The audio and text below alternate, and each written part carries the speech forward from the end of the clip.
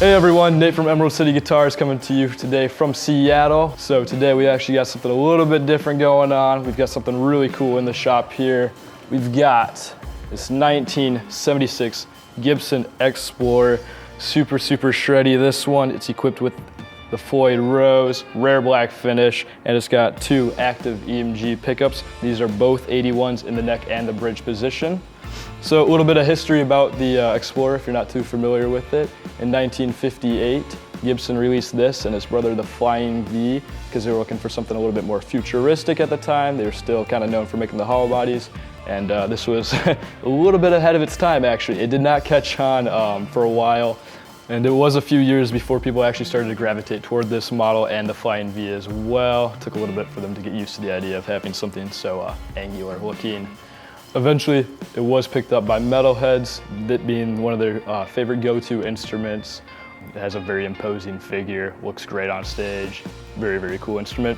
So features on this guitar, right up here, we do have the locking nut. It is a Floyd Rose, so you know you can do all your dive bombs, and it's gonna return back to a perfect pitch for you. These tuners are not original, these are changed. These are Schallers, West Germany made, which is really cool as well.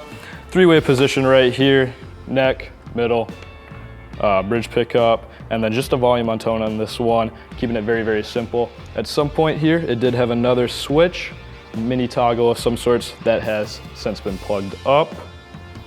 Other than that, normal Gibson construction. And then the body is mahogany as well as the neck, rosewood fingerboard. Something else that's actually kind of interesting about this guitar, story about this one. When we got this in, the owner that we bought it from, he said, the previous owner of it was actually Ted Nugent. This could be true, may not be true. We hear a lot of stories like that. Just kind of something that's interesting to say the least. Move on to the amps. We got a Marshall JCM800. This one is an 83, so 2 years after they started producing these guys. This one is the 2210 model, 100 watts, double channel, built-in reverb. It does come with the foot switch all the way over here. And then we're also hitting the front end with this Spaceman, the Atlas III over here. This is just a clean boost. They call it a clean harmonic boost. Kind of thickens up the sound and tightens up the low end at the same time. Really cool pedal. These guys are handmade in Portland, so really nice as well. And then the cab, just a 1960B. This is loaded up with the Celestion G 12T75s, and then we're just miking off the cap. Alrighty guys, so let's plug it in, see how it sounds, crank it up. We are tuned to standard tuning with 11 through 54, nice and beefy, and pardon my standard tuning playing. I'm mostly drop tuned, but we'll give it a go.